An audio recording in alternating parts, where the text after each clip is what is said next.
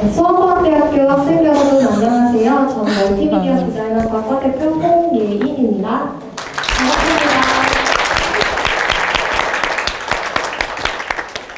저희가 특별히 소중한 저희 교수님께서 특강을 해주시기로 하셔가지고 이렇게 모두 소중한 시간 내주셔서 좋은 자리를 마련하게 되었는데요. 이번 학기 디자이너로서 갖춰야 할 창의성, 책임감, 소통, 능력, 윤리적인 디자인을 주제로 장주영 교수님께서 특강을 진행해 주시게 되었습니다. 학생 여러분께서 유익한 시간이 되시리라 믿습니다. 네, 그러면 저희 장주영 교수님 모시겠습니다. 큰 박수로 환영해 주세요. 고은건 차장님 왔다고 좀 소개 한 번만 해주세요.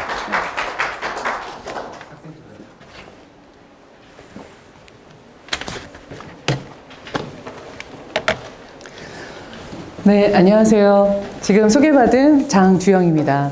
반갑습니다.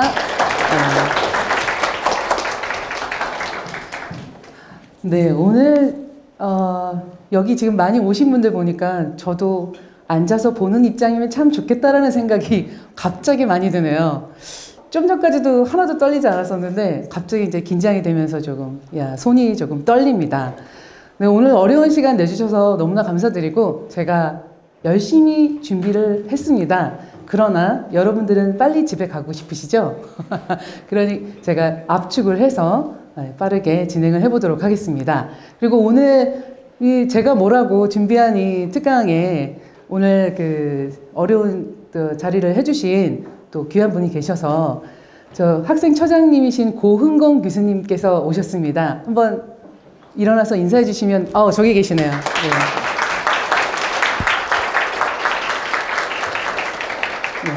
저희 학교에서 가장 어려운 일을 맡고 계신다고. 네. 그래서 여러분들 지나가시다가 꼭 알아보시면 인사해 주시고요. 네. 힘과 용기를 주시기 바랍니다.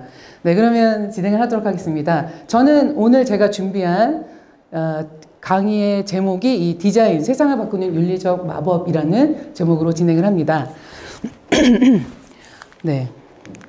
크게 두 가지로 준비를 했는데요. 첫 번째는 전체적인 디자인 분야에서의 윤리적 디자인에 관한 내용하고 그 다음에 최근 가장 핫한 AI 관련된 윤리에 관해서 제가 몇 가지 사례들을 보면서 여러분들에게 보여드리도록 하겠습니다. 그리고 마지막으로는 만약 여러분들이 질문하실 사항이 있다거나 아니면 저랑 같이 이제 토의를 하거나 할 수 있는 그런 내용이 있다면 마지막 정리를 하면서 끝내도록 하겠습니다. 저에 대해서 잠깐 소개를 해드리자면 지금 저희 멀티미디어 디자인 학과 학생들은 워낙에 잘 아니까 제가 따로 설명드리기는 그렇지만 다른 과에서 오신 학생들이 계셔서 간단히 소개드리면 저는 제 전공이 공간 디자인 전공입니다. 그리고 28년째 실무를 하고 있고 강의는 21년째입니다. 네, 이거를 이제 제가 아마 10살 때부터 일을 시작한 것 같아요. 웃지 않으시네요. 네. 잘못 계산하면 제가 60살 이렇게 볼 수도 있기 때문에 제가 말씀을 드리는 거예요.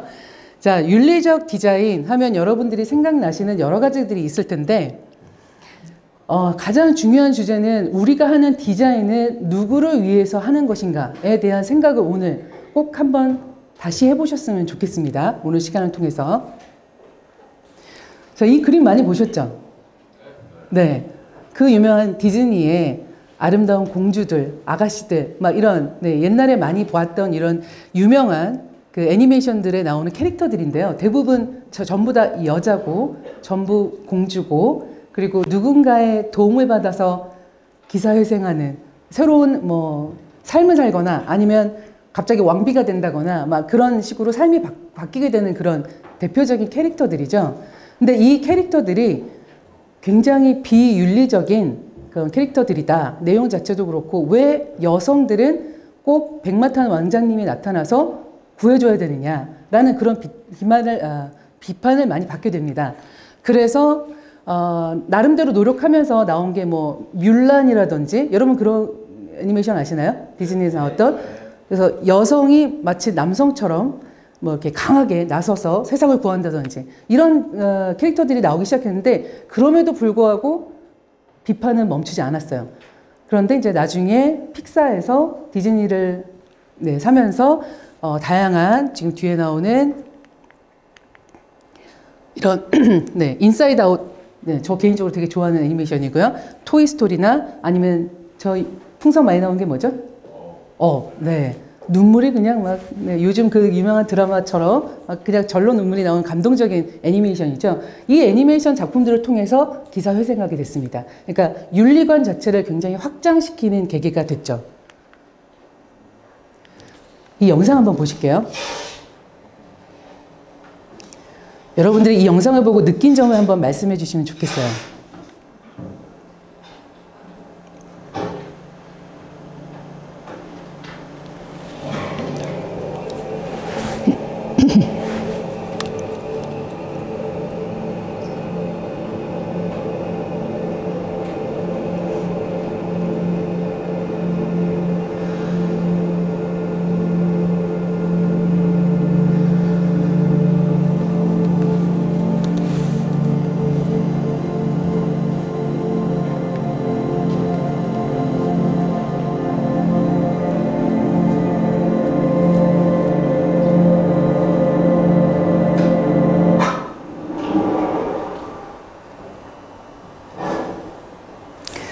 자, 여러분들은 이 영상을 보시고 어떤 걸 느끼셨나요?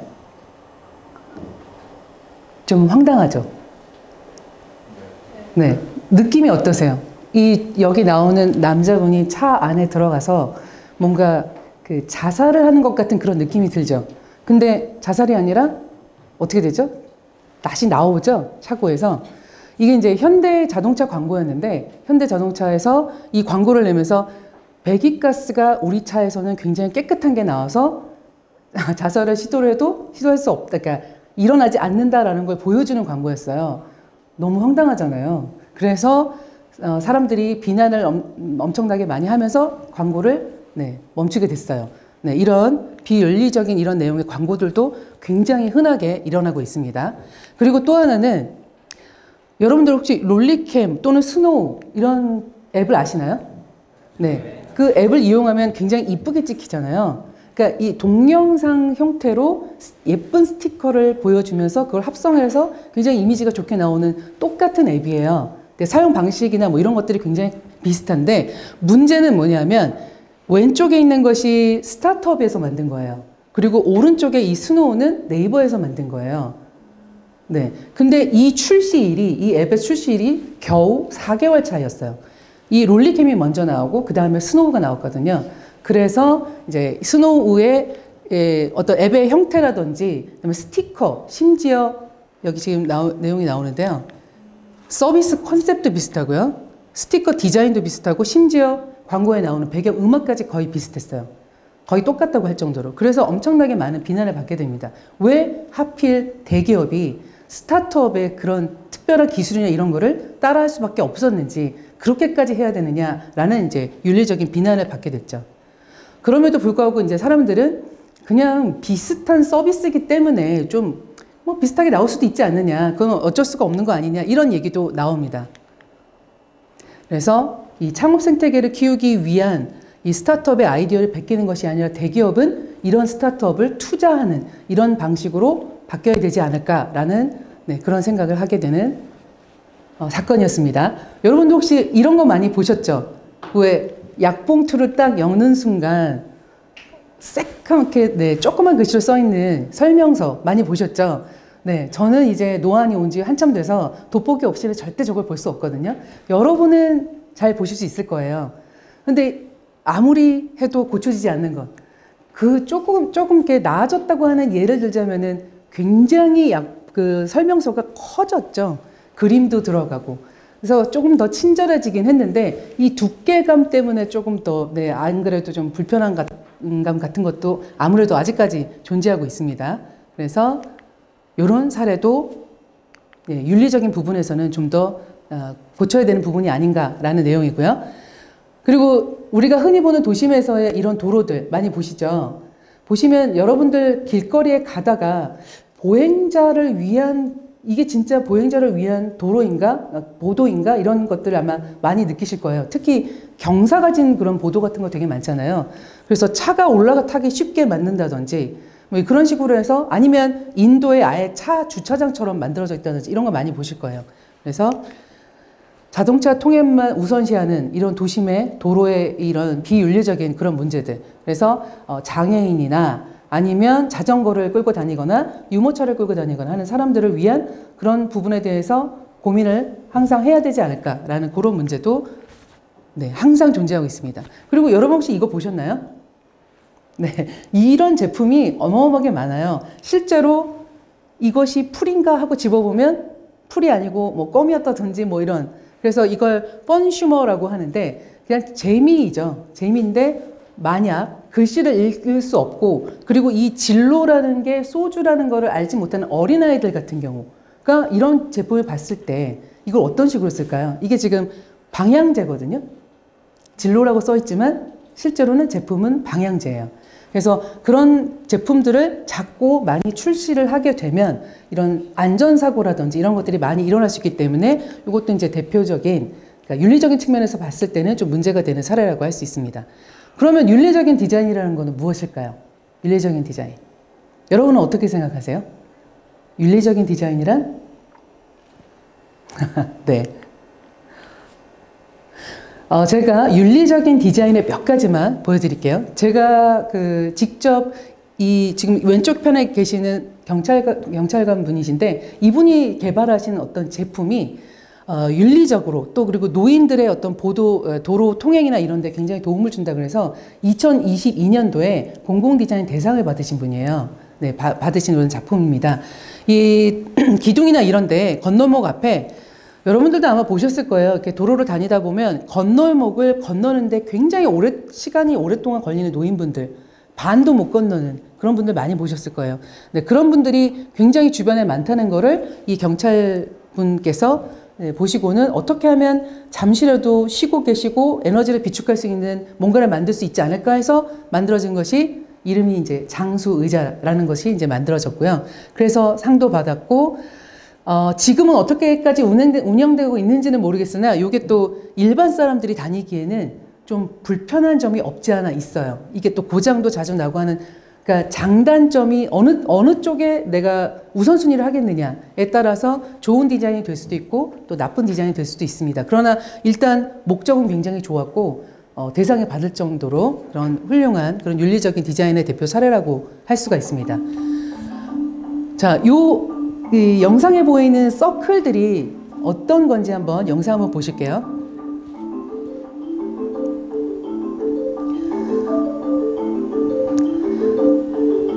2020에서 2023년까지 한 3년 정도 저희가 코로나 팬데믹을 겪었잖아요. 그러면서 사회적 거리라는 2m를 뛰어라, 1.5m를 뛰어라 뭐 이런 그런 규율들이 자동적으로 이제 적용이 됐었는데 어떻게 하면 사람들을 바깥으로 나갈 수 있게 하고 나가 있는 상황에서 사회적 거리를 유지할 수 있느냐라는 고민들을 많이 했는데 한 명의 그 공무원이 아이디어를 낸 거예요. 넓은 공원에 사회적 거리를 유지할 수 있는 서클을 단지 그냥 그렸을 뿐이에요. 그런데 사람들이 햇빛을 쬐 수 있고 자유롭게 피크닉을 느낄 수 있는 이제 그런 경험을 제공했죠. 그래서 이런 사례로 인해서 우리나라에서도 한강 주변에 이렇게 서클을 만들어 놓고 서클뿐만 아니라 우리나라는 좀 디자인적으로나 아니면 뭐 K-팝이나 이런 걸 보면은 우리나라의 인재가 굉장히 훌륭하다는 걸 많이 여러분들도 느끼실 텐데 이렇게 햇빛에 그냥 노출이 돼 있으면 살이 타고 자외선이나 이런 거 영향 받잖아요. 그래서 우리나라에서는 한강에서는 이렇게 차양막까지 설치를 해서 한 그런 사례도 있습니다. 자, 그리고 운전하시는 분들은 많이 보셨을 텐데요.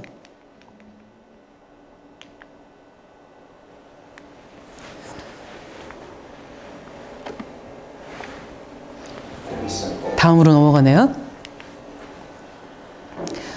요거 지금 영상이 네.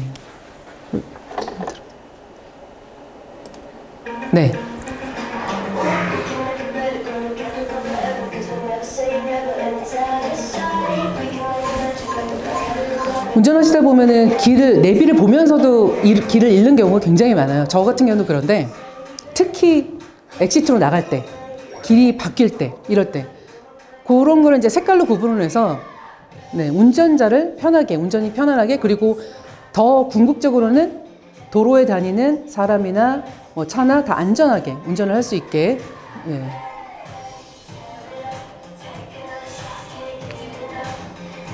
컬러로 구분했다는 게, 물론 저는 이걸 보면서 컬러로 구분을 해서 좋은 점도 있긴 한데 너무 도로에 컬러가 많죠. 그래서 조금 난잡하다는 그런 느낌도 없지 않아 있습니다.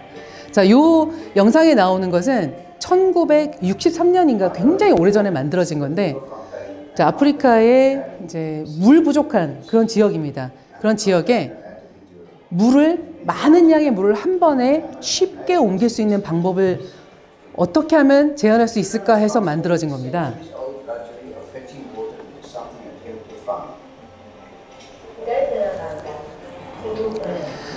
이제 어른들이 일을 나가고 나면 나머지 어린아이나 아니면 집안에 있는 여자들이 무거운 물을 옮길 수밖에 없었어요. 근데 기껏해야 많이 해야 20리터 정도 옮길 수 있었는데, 네, 어떤 디자이너 분께서 네, 이렇게 동그랗게 생긴 물통, 그리고 가운데 도넛처럼 뚫려 있는 거기에 줄을 달아서 끌고 갈 수 있게끔, 그러면 최고 50리터까지 물을 실을 수 있다고 합니다. 그리고 그 전에는 물을 전부 머리에 이고 다녔었거든요. 그래서 어린아이도 목 디스크가 되게 심했다고 해요. 그래서 이 제품의 디자인을 함으로 인해서 어린아이들의 미래가 이제 밝아지는 그런 중요한 계기가 됐죠. 그러면 여러분이 주변에서 경험한 윤리적인 디자인은 어떤 게 있나요? 혹시 대표적으로 생각나는 게 있으시면 말씀해 주시면 좋겠는데. 경사로요? 아, 뭐 휠체어가 다닐 수 있는 경사로, 그런 거를 말씀하시는 건가요? 누가 지금 말씀하신 것 같은데. 또 어떤 거요? 바닥 신호등. 아, 네, 스몬비들을 위해서 만들어진. 네, 그쵸. 그 처음에는 눈이 부셔서 저는 조금 이렇게까지 해야 되나 그랬는데 은근히 도움이 많이 되더라고요. 저도 길거리 다니다가 핸드폰을 많이 보는 성향이라는 걸 그때 알았습니다. 네, 네, 그런 것도 좋고요. 또 어떤 게 있어요? 없나 보네요. 이렇게 대답을 못하는 거 보니까. 사실 진짜 좋은 디자인을 하는 방법은 좋은 사례를 보고, 뭐 아주 유명한 뭐 디자이너의 작품을 보고 뭔가 거기서 아이디어를 내는 게 아니라 주변에서 불편한 걸 찾는 게 가장 좋은 디자인이 나올 수 있는 방법이에요. 그게 뭐 멀티미디어 디자인이 됐던, 실내 디자인이 됐던, 산업 디자인이 됐던. 네, 특히 뭐 산업 디자인 같은 경우는 분야가 굉장히 넓잖아요. 그래서 주변에서 한번 찾아보세요. 어떤 부분을 내가, 어떤 문제를 해결할 수 있는 부분이 무엇이 있을까라는. 그게 집 안이 될 수도 있고 집 바깥이 될 수도 있고 회사, 학교, 네, 여러분들이 다니는 모든 공간에서 금방 찾아낼 수 있어요. 자, 이제는 그런 그 윤리적인 디자인이 필요하다는 측면에서 기업의 경영 부분에 이제 이런 ESG라는, 혹시 들어보셨나요? ESG? 아마 어렴풋이 많이 들어보신 분이 많을 텐데, 기업의 어떤 뭐랄까 순이익이라든지 이런 부분이 아니라 경영을 어떻게 하느냐 평가를 해서 투자를 하겠다라는, 네, 그런 의미에서 기업의 경영 평가를 하는 기준이 된, 그게 이제 ESG라고 하는데요. 기업의 미래 투자 수익과 위험성을 파악하는 이제 기준으로서 그러니까 재무적인 부분이 아니라 비재무적인 부분을 평가하는 거죠. 근데 이게 너무 까다로워서, 굉장히 까다로워요. 평가 항목이나 이런 것들이. 그래서 처음에는 투자를 많이 받기 위해서 기업들이 ESG를 지키려고 굉장히 많이 노력하다가 지금은 차라리 포기하겠다, 이런 기업들도 많이 늘어나고 있는 그런, 네, 실태입니다. 그래서 자, ESG는 이 부분은 환경 분야예요. 그래서 기후 변화 대응. 지금은 기후 변화 정도가 아니라 요즘 뭐라고 부르죠? 그렇죠. 위기, 재난, 그리고 거기서 더 넘어가서 지금은 기후 적응이라고까지 얘기해요. 이제 더 이상 되돌릴 수 없다라고 얘기를 하면서 그 정도로 지금 굉장히 심각한 상황인데, 제일 중요한 건 탄소 배출을 어떻게 하느냐, 얼마나 적게 하느냐, 거기가 굉장히 중요합니다. 그래서 넷 제로라는 그 말이 이제 탄소를 줄이는, 네, 그런 기준이 되는 핵심 용어인데, 스마트 도시도 바로 탄소 배출을 얼마나 적게 하느냐의 핵심을 두고 있거든요. 그래서 친환경이라는 것도 다 같이, 네, 종합해서 얘기할 수 있어요. 그래서 탄소 배출 저감, 자원 절약, 재활용 촉진, 청정 기술 개발 이런 것들을 얼마나 하는지 평가를 하고요. 그다음에 S는 소사이어티라고 해서 기업으로서 마땅한 사회적 책임을 어떻게 지고 있는지, 그래서 노동 환경을 어떻게 하는지, 또 사회적 약자를 어떻게 보호하는지, 인권 존중이라든지 이런 부분이고, G는 기업 경영에 관한 부분이에요. 그래서 투명한 기업 운영을 하고 있는지, 고용 평등을 하고 있는지, 아니면 법과 윤리를 준수하고 있는지 이런 부분을 평가를 합니다. 그래서 예전에는 기업의 이익이 얼마느냐라는 게 중요했다면 지금은 가치를 극대화시키는데, 그러니까 말하자면 그냥 일반 사람들이 어떤 회사에서 기업에서 만든 제품을 사용을 할 때 사람들이 그냥 이 제품이 싸고 이뻐서 이거를 넘어서 내가 이 제품을 함으로 인해서 또는 구입함으로 인해서 우리가 내가 어떤 가치를 가질까, 누군가를 도와줄 수 있다든지 이런 그런 윤리적인 가치까지 가지면 얼마나 좋을까, 이런 것들을 중요시 하게 됐습니다. 자, 이 사람이 혹시 보신 적 있나요? 이 사진에, 여기 지금 이미지에 나오는 이분이 세계적인 투자가라고 합니다. 레리 핑크라고. 고개 끄덕이시는 분이 투자를 많이 하고 계신가 봐요. 네. 이분이 앞으로 기업이 ESG를 지키지 않으면 나는 그 기업에 투자하지 않겠다고 선포를 했어요.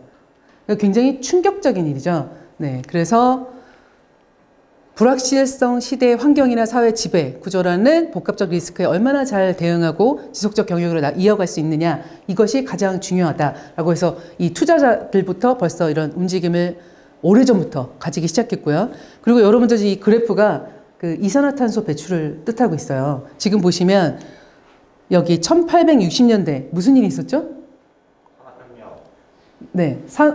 산업혁명이 한참 일어나서 미친 듯이 공기가 나빠질 때예요. 거기서부터 1980년대까지는 1920년, 50년까지는 거의 비슷하게 오르락내리락 하죠. 근데 언제부터 갑자기 기하급수적으로 늘어나죠? 1980년대부터 2000년대 들어와서 엄청나게 빨리 늘어나고 있어요. 이제는 더 이상 돌이킬 수 없다라는 수준까지 굉장히 심각한 상황이 이루어지고 있죠. 그래서 이것을 기후변화, 그전에는 온난화라고 불렀잖아요. 근데 용어 자체가 온난화 그러면 따뜻해지면 좋잖아 라고 생각할 수 있는데 그 용어 자체가 오해의 소지를 일으킬 수 있다 그래서 기후변화라고 또 변경이 됐습니다.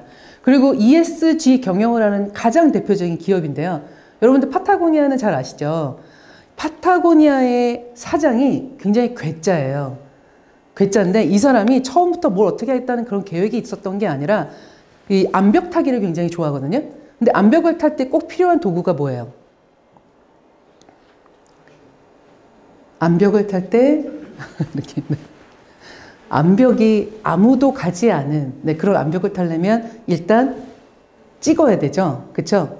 제가 정확한 용어는 모르겠는데 도끼같이 생긴 이걸로 찍어서 홈을 내서 그걸 의지해서 올라가고 또 올라가고 하잖아요. 그 행위를 하면서 본인이 갑자기 어느 날 깨달았대요. 내가 이렇게까지 자연을 파괴하면서 이 짓을 해야 되나? 라는 생각이 들었대요.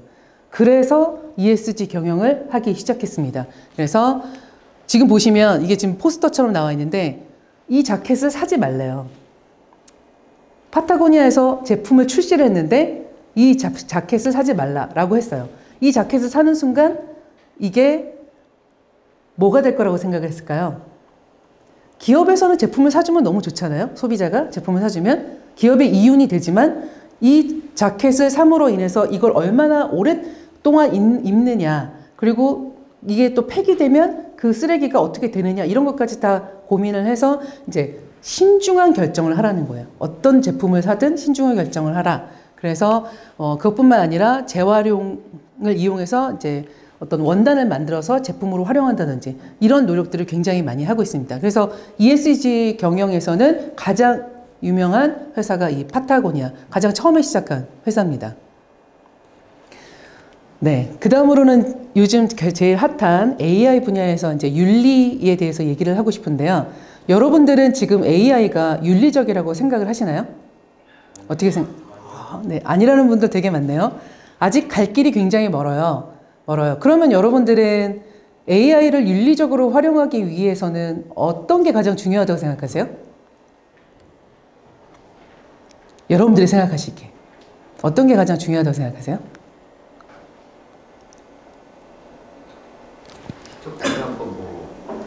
네, 저작권 보호. 지금 제가 사례를 몇 가지 갖고 왔는데요. 가장 핫한 걸로 한번 갖고 와봤습니다. 엔비디아의 최고 경영자인 젠슨 황이 GTC에서 기조 연설을 했습니다. 차세대 그래픽 카드 등을 공개했는데 가장 주목받은 건 바로 이 로봇이었습니다. And so today we're announcing something really, really special. It is a partnership of 3 companies, DeepMind, Disney Research, and NVIDIA, and we call it Newton. 영화 스타워즈나 월리를 떠올리게 하는 로봇이 굉장히 귀엽죠? 영상이 끝나더니 실제 로봇이 젠슨 황이 연설하는 무대 위로 걸어 올라옵니다. Hey Blue, how are you doing? How do you like your new physics engine? You like it, huh? This is how we're going to train robots in the future. 이번 GTC 2025에서 엔비디아는 로봇이 더 정밀하게 움직일 수 있도록 하는 물리 엔진 뉴턴을 탑재한 로봇을 공개했습니다. 자연스러운 움직임과 반응, 미리 학습된 게 아니라 모두 실시간으로 이루어지고 있는 겁니다. 로봇은 영화 스타워즈에서 영향을 받았다면서 어느 때보다 더 매력적인 로봇 캐릭터를 만들어 나가겠다고 밝혔는데요. 협업에 나선 디즈니 측도 전 세계가 이전에 보지 못한 방식으로 더 많은 캐릭터의 생동감을 불어넣겠다고 했습니다. 엄청난 속도로 인간용 로봇이 발전하고 있지만 우리는 왠지 영화 속에서 본 듯한 귀여운 로봇이 생활에 나타나기를 더 기다리고 있을지도 모르겠습니다. 이게 올해 3월 달에 이렇게 제가 정확히 지금 어떤 행사였는지 이름이 기억은 안 나는데 이 엔비디아에서 이 로봇을 출시함으로 인해서 우리가 텍스트 기반의 AI에서 그 다음엔 생성형 AI, 그 다음엔 추론을 할 수 있는 AI, 그 다음에는 이렇게 물리적 형태를 가진 AI까지 지금 발전한 걸 보여주는 거예요. 그래서 여러분들이 지금 AI는 온라인상에서 하잖아요. AI로 뭘 찾는다든지 뭔가 만든다든지 하는 것을. 근데 이렇게 물리적 형태로 나타난 거죠. 그래서 이 로봇은 주변의 환경이나 이런 것들을 인식해서 상대방이 무슨 말을 하거나 이런 것들을 반응을 보이는 거예요. 대단한 거죠. 옛날 영화에서나 봤었던 그런 것이 실제 지금 실현되고 있다는 거예요.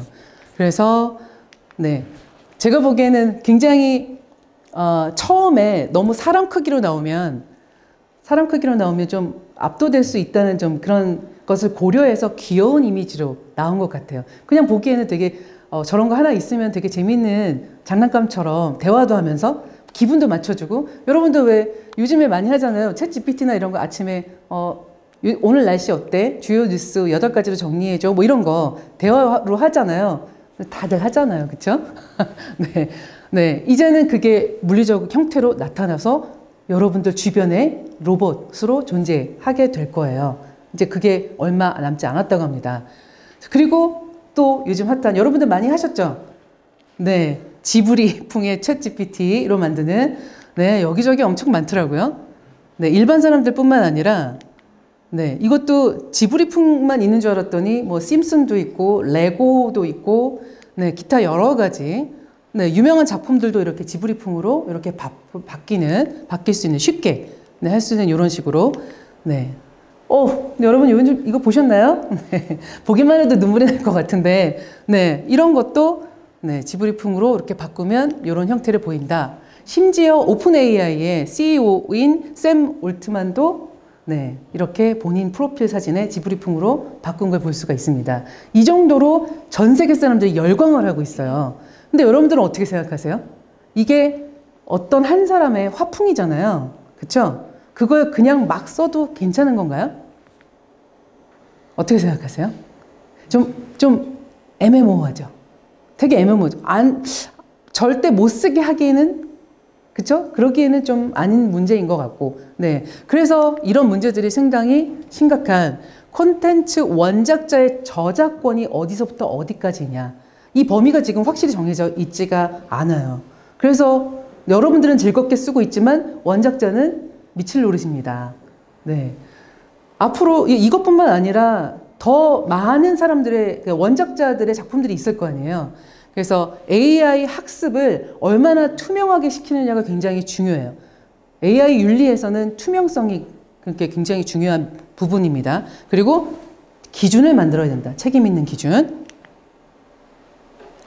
자, 이 사건도 많이 보셨죠?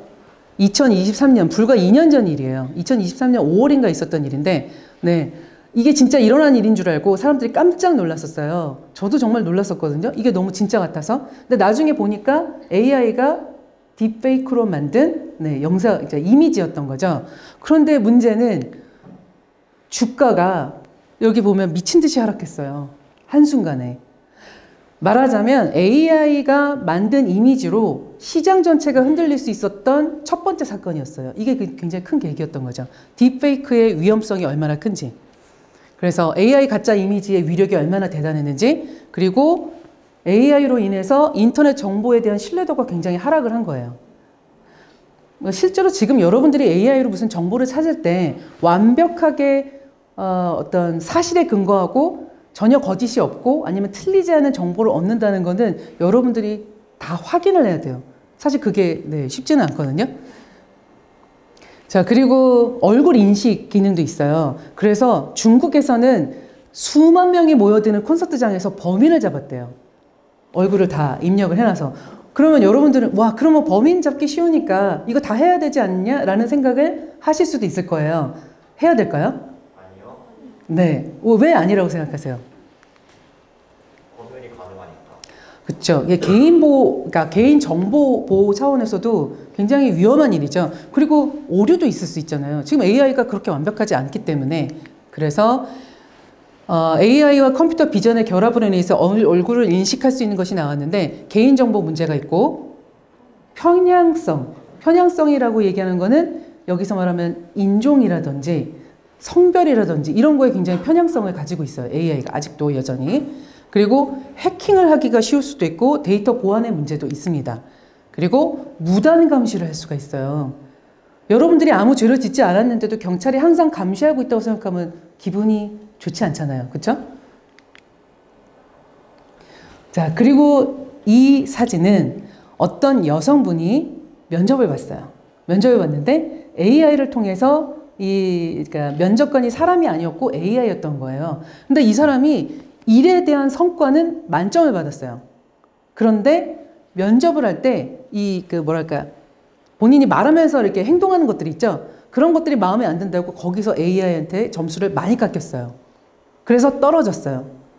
그러니 이 사람이 가만히 있겠어요?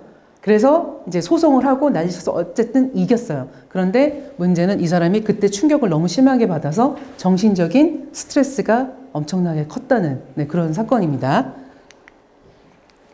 인종에 따른 잘못된 식별을 하거나 오류율이 굉장히 높아질 수도 있고, 그리고 이제 AI가 갖고 있는 편견, 이게 이제 제일 AI가 좋아하는 학습이 되어 있는 그 좋은 사람이라는 이미지가 백인 남성이래요.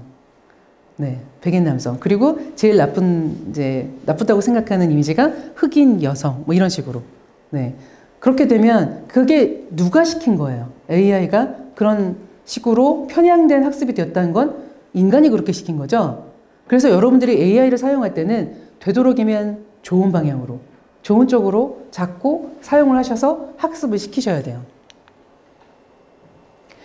자, 사이버불링이라고 이제 사이버 상에서 괴롭힘을 말하는 건데, 사이버불링이. 근데 사람들이 대부분 이제 조사를 해보면 AI를 사용해야겠다, AI가 필요하다, 그런 쪽으로는 굉장히 의견이 높아요. 그런데 그와 비슷한 수치로 AI가 위험하다라는 수치를 또 보여주고 있어요. 설문조사를 통해서. 그래서 제일 위험한 것이 딥페이크를 통해서 조작 영상한 것. 그 예전에 제가 정확한 날짜는 모르겠는데 페이스북, 지금 메타인 그 페이스북 회사의 CEO가 그 회사 자체에 문제가 있다라는 것, 무슨 재판을 통해서 뭔가 있었는데 그 사장님 이름이 뭐죠? CEO 이름이? 예, 마크 저커버그. 네, 그 사람이 계속 자기 회사에서는 별 문제가 없었다라는 식으로 계속 답변을 하니까 그 재판을 하는 사람이 너무 답답해서 뒤에 있는 사람들을 한번 봐라. 피켓을 든 사람들이 굉장히 많이 있었거든요, 재판장에. 그 사람들이 바로 딥페이크 조작에 의해서 자살을 한 사람들의 부모들이다. 네.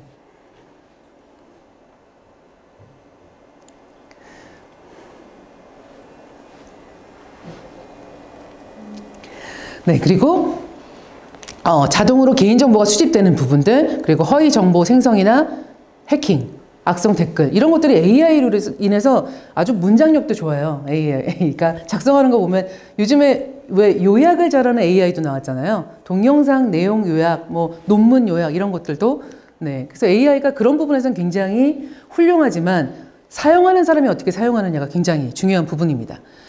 자, 그러면 AI 윤리란 것이 무엇이냐? 그리고 핵심은 무엇이냐? 한번 제가 내용을 정리를 해봤는데요. 제일 중요한 건 인간에 대한 존엄성입니다. 인간에 대한 존엄성. 이 좋은 기술을 인간이 어떻게 사용하느냐에 따라서 굉장히 나쁜 기술이 될 수도 있기 때문에 제일 중요한 주요 원칙은 인간 자율성을 존중해주고 피해를 방지해야 되고 공정성, 투명성, 설명 가능성. AI가 잘못 대답할 때가 있거든요. 그러면 저는 다시 물어봐요. 너는 왜 이런 식으로 답을 해? 이거 좀 이상한 거 아니야? 그러면 그때 가서 대답하는 걸 보면 변명만 해요. 여러분도 혹시 그런 거 해보신 적 있으세요?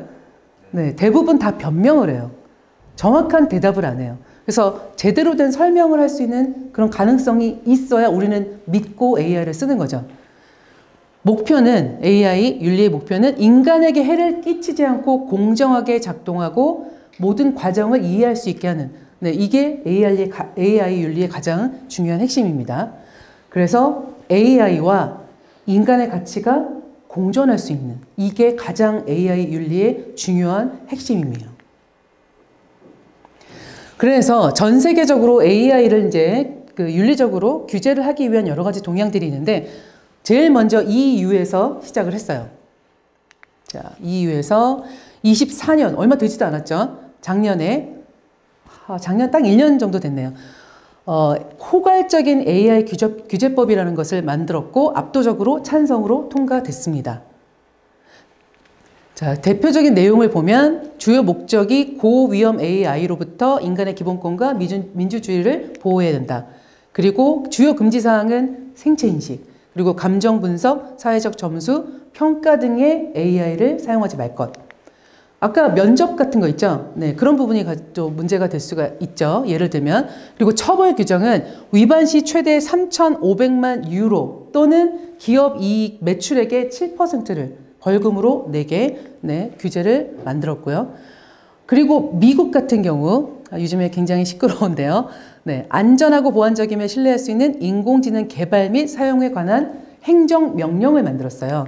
거기 이제 내용을 보시면 안정성 평가 의무, 개인정보 보호, 형평성 시민권 제고, 그 다음에 국제적 AI 리더십 확보. 요것이 이제 미국에서 AI 규제를 하는 대표적인 키워드들입니다. 그럼 우리나라에서는 어떻게 하고 있을까요? 저 나름 애국자라는 뜻으로 이렇게 국기가 많이 휘날리게 했습니다. 이 영상 찾느라고 오래 걸렸어요. 네. 여기 앞에 나와서 말을 하려니까 굉장히 떨리고 긴장돼서 지금 할 말도 까먹고 막 지금 그러고 있는데, 네, 이 영상을 보니까 갑자기 제가 이 얘기를 했어야 된다라는 생각이 드네요. 우리나라 같은 경우는 핵심이 지금 여러 가지 2019년부터 이미 되게 오래전부터 인공지능 국가 전략 발표, 뭐 인공지능법, 디지털 권리 장전 이러면서 많은 게 있는데, 우리나라는 조금 다르게 선 기술 도입 후 규제예요. 다른 나라와는 좀 다른. 그래서 기술이 좀 더 중요한 위치에 있는, 네, 그런 입장이라고 보시면 되겠습니다. AI 윤리와 규제의 주요 쟁점은 데이터 편향과 공정성, 그리고 프라이버시 침해와 데이터 보호, 책임성과 투명성, 이 크게 세 가지로 나눌 수가 있는데요. 데이터 편향과 공정성에 있어서는 우리가 AI 학습을 우리가 어떻게 사용하느냐, 그리고 어떤 데이터를 갖고 있느냐에 따라서 AI가 정보를 주는 내용이 좋을 수도 있고 나쁠 수도 있고 그런 여러 가지 이제 문제들이 있는데, 이 편향된 특히 인종에 관련된 거라든지, 그리고 의료 서비스, 우리나라의 어떤 병원이 제가 생각이 안 나는데, 현재 AI가 보여준 정보와 의사의 판단과 어느 거를 더 중요시해서 이 환자를 치료를 하겠느냐라는 결정을 할 때 AI 쪽을 들었다고 해요. 여러분은 그런 부분에서 어떻게 생각하세요? 여러분이 만약 환자라면 의사가 AI한테 맡겨서 네, 치료를 하게 한다. 또는 어떤 병명인지 판정을 하게 한다. 그러면 여러분 지금 믿으실 수 있겠어요? 네, 아직은 조금, 네. 지금도 여러분들 이렇게 강의를 듣는 이 시간에도 AI는 계속 발전하고 있거든요. 엄청난 많은 정보를 이제 계속 가지고 있는데, 의학 분야에서는 사실 한 사람의 주치의가 한 사람의 환자를 판단하는 것보다 그 많은 자료를 또 찾아야 되잖아요. 희귀병 같은 경우 특히 그래요. 그래서 희귀병 분야 같은 경우는 AI가 훨씬 더 많은 도움을 준다고 해요. 많은 자료, 전 세계적인 그런 자료들을 통해서. 네. 그래서 이 데이터 편향과 공정성을 위해서는 데이터의 다양성을 확보해야 되고 알고리즘의 공정성을 지속적으로 평가하고 개선하는 노력이 필요합니다. 그리고 프라이버시 침해와 데이터 보호에서는 AI가 갖고 있는 데이터가 정말 맞는 것인지에 대한 확인을 우리 인간이 꼭 해야 되는 부분이 있고요.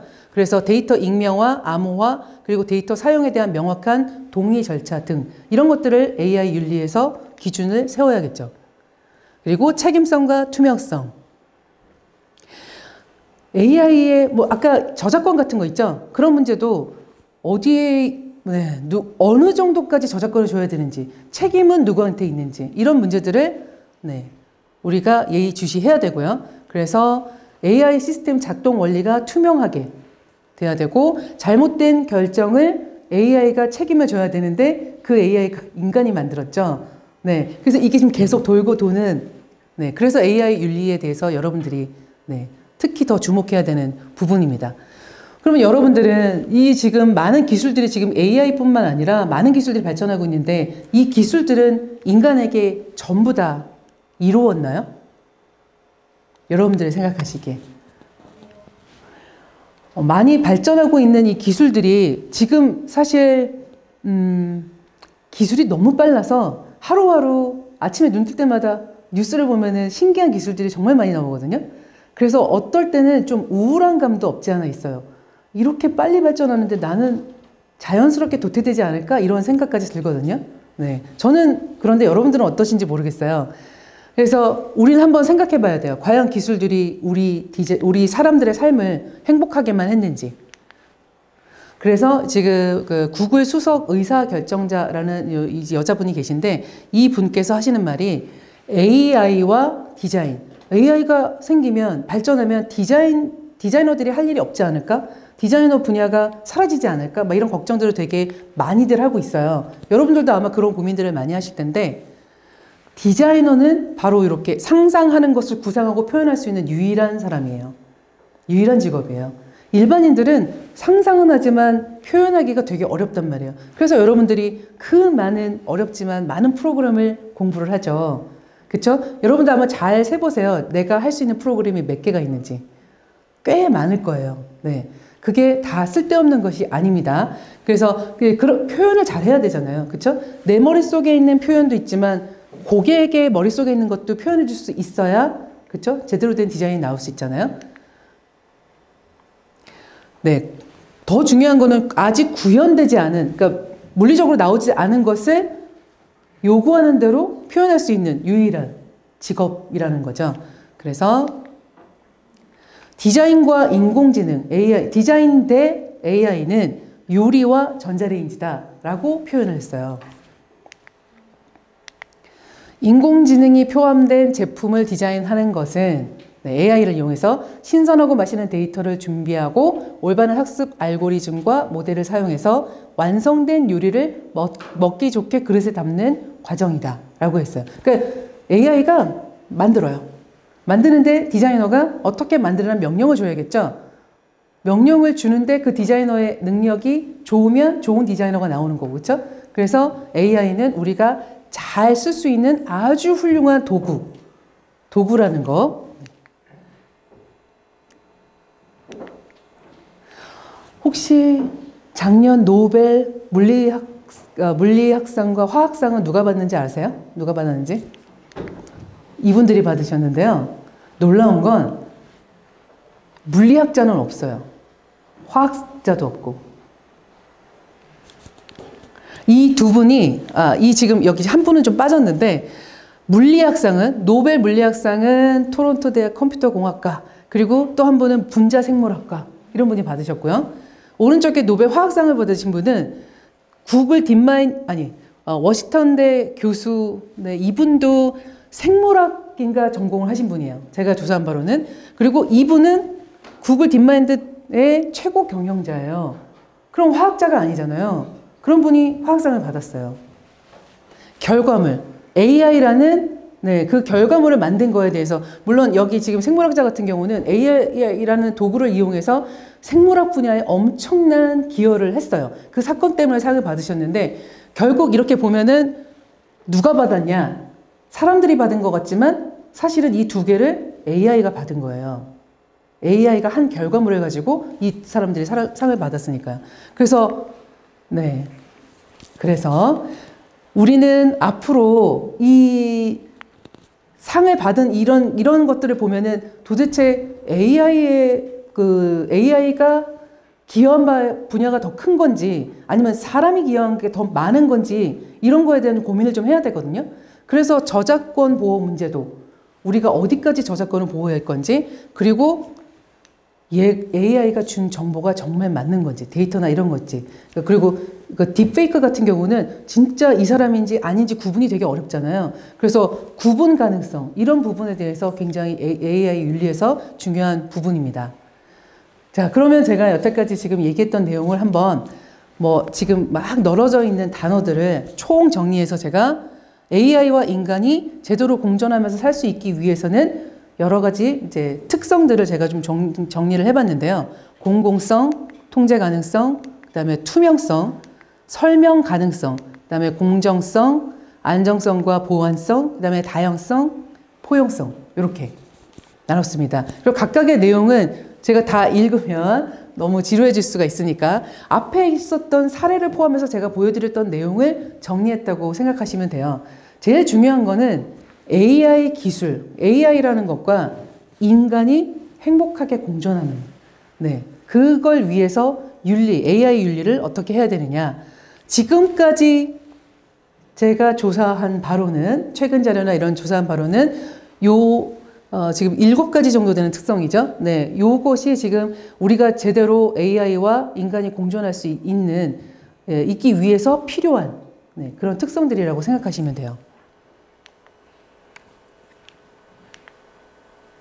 그럼 마무리하겠습니다.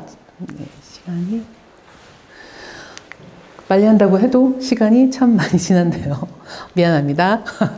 자, 그러면 여러분들이 저 앞에 전체적인 윤리적 디자인 그리고 AI와 관련된 윤리에 대해서 쭉 살펴봤는데, 지금 이제 여러분은 지금부터 내가 하는 디자인은 과연 어떤 영향력을 끼치게 될 건지에 대한 고민을 하면서 디자인을 하셔야 합니다. 멀리 더 앞서서 지금 앞에 있는 어떤 내가 만든 네모를 그렸는데 끝을 좀 둥글릴까? 이게 중요한 게 아니라, 둥글릴 때는 이유가 있어야 되죠. 예를 들면 제품 같은 경우에는 그립감 같은 것도 있을 수도 있고요. 안전사고나 이런 거에 의해서 둥글리게 되거나 그런 것들이 있죠. 그래서 그냥 단지 이쁘게 보이기 위한 이런 건 이제 AI가 다 해요. 그건 디자이너가 아니에요. 이쁘게 만드는 건. 그리고 나의 디자인이 기업의 이익을 추구하기 위함인지 아니면 사용자에게 더 나은 가치를 주기 위한 건지, 그리고 어떤 이해관계자도 불이익을 받지 않게 하려면 어떻게 할까? 이해관계자라는 건 누구까지 포함을 하는 거죠? 예를 들면 회사에서 여러분들이 디자이너예요. 그럼 어떤 제품을 디자인을 하기 시작했는데 그 디자인을 하면 그 제품이 출시되기 위해서는 뭐가 필요하죠? 실제 소비자에게 전달되기 위해서는 제품을 만드는 공장이 있거나 관계자들이 굉장히 많잖아요. 그렇죠? 그걸 홍보하는 광고 쪽의 관계자들도 있을 수 있고요. 그렇죠? 그 엄청나게 많은 사람들이 관계가 돼 있고 최종적으로는 소비자한테 이제 가는 거죠. 그 모든 사람들이 불이익을 다 받지 않도록 할 수 있는 디자인은 어떻게 하면 좋을까? 그리고 디자인 윤리도 지키면서 더 나은 경험, 소비자에게 얼마나 더 좋은 경험을 만들어낼 수 있을까? 이런 고민을 여러분들이 이제 앞으로 해야 됩니다. 자, 디자이너는 세상을 바꿀 수 있을까요? 네, 바꿀 수 있어요. 얼마든지 바꿀 수 있죠. 다행입니다. 여러분들이 자신 있게 얘기할 수 있어서. 자, 제가 좀 전에 얘기한 것처럼 디자인, 스타일링 이런 건 이제 AI가 너무나 멋지게 합니다. 디자인은 스타일링이 아니라 정신입니다. 네. 내가 디자이너가 어떤 정신을 가지고 행동하느냐에 따라서 우리 이 인류는 앞으로 AI와 행복하게 살아나갈 수도 있고 아닐 수도 있습니다. 그래서 디자이너가 세상을 변화시킬 수 있습니다. 오늘 강의는 여기까지 하겠습니다. 의견이 있으시면 여기 QR코드 있으니까 자유롭게 네, 뭐 저를 사랑한다 해주셔도 괜찮고 네, 재미없다 해주셔도 괜찮고 네, 겸허히 받아들이겠습니다. 네. 오늘 내용은 좀 어떠셨나요? 저는 지금 1시간 좀 가까이 됐는데 한 10분 정도 지난 것 같거든요. 너무 긴장해서 그런 것 같아요. 네. 네.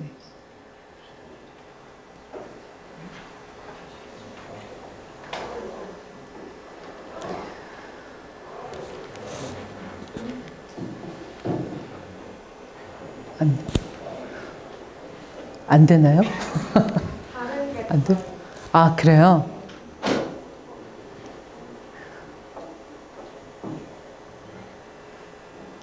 네, 혹시 개인적인 의견이나 이런 게 뭐 꼭 저한테 하실 말씀이 있으시면 저는 멀티미디어 디자인 학과에서 월요일, 목요일 날 수업을 합니다.